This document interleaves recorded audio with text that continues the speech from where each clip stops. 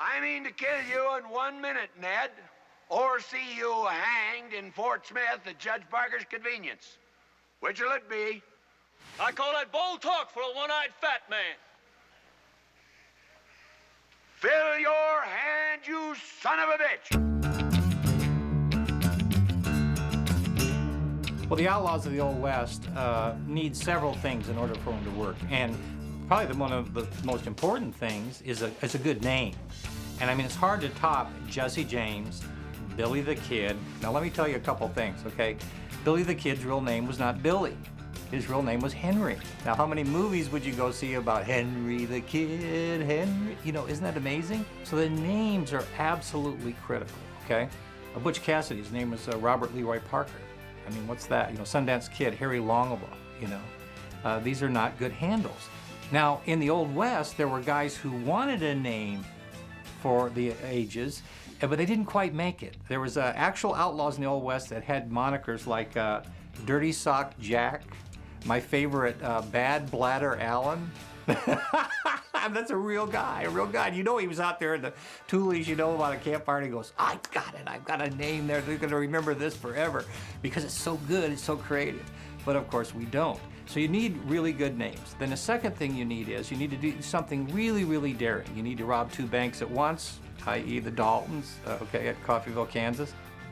You need to rob a lot of banks. That would be the Youngers and the James boys coming out of Missouri. You need to escape jail, escape hanging, your doom, and kill your 2 jailers. That would be Billy the Kid. And of course, legend says he killed 21 men, 1 for every year of his life. How would you like to be with Billy the Kid on New Year's Eve? And he hadn't met his quota for that year. But he actually killed only maybe 4 or 5. So 5 versus 21, but 21 sounds so good. You see a pattern starting to develop here. A legend settles around the great stories. And some of them are true and some of them are half true. But as they say in Texas, if you can't improve upon a story, you have no business in telling it in the first place.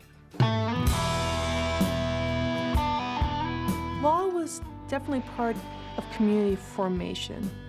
And law was one way in which a community or a town basically defined what was acceptable behavior. Law was something these towns were trying to establish. At the same time, businessmen, for example, in places like Dodge City and Abilene, knew that they needed to suppress violence for business to happen. So they wanted gambling to happen, they wanted drinking to happen. They were making money off of it, but they obviously didn't want it to get out of hand or to get a bad reputation. And so they would hire lawmen to help enforce order. Often towns passed laws against carrying concealed weapons, for example, to control violence. And basically kind of find an accommodation to it. In the Old West, there was a hierarchy of law.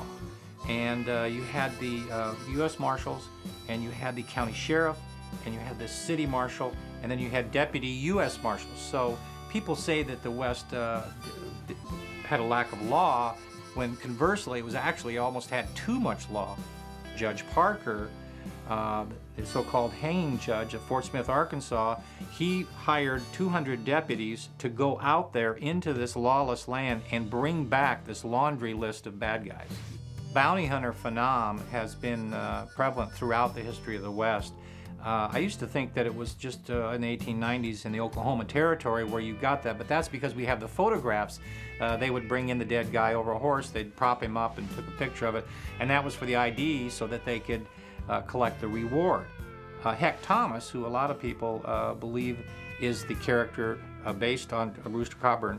Heck Thomas is the model for Rooster Cogburn. Heck Thomas was a real U.S. Marshal who worked for Judge Parker, and he took a lot of the harder cases. I think he brought in some 200 outlaws, and he liked the worst ones because they had the bigger reward. So that really kind of dovetails to our character played by John Wayne, Rooster Cogburn. What's hard to separate John Wayne from every man's idea of the Western hero.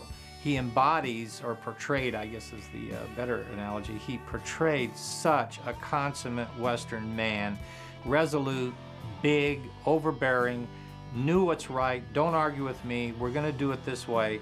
And that's really what all the lawmen who were successful, the ones who lived, the marshals, had to have. They had to have that ability to see immediately if there was a problem and then act decisively and shoot first and ask questions later. And John Wayne is perfect for that role. And one wonders where one leaves off and the other one begins, because by the end of his career, which we're approaching here in True Grit, he is so synonymous with that.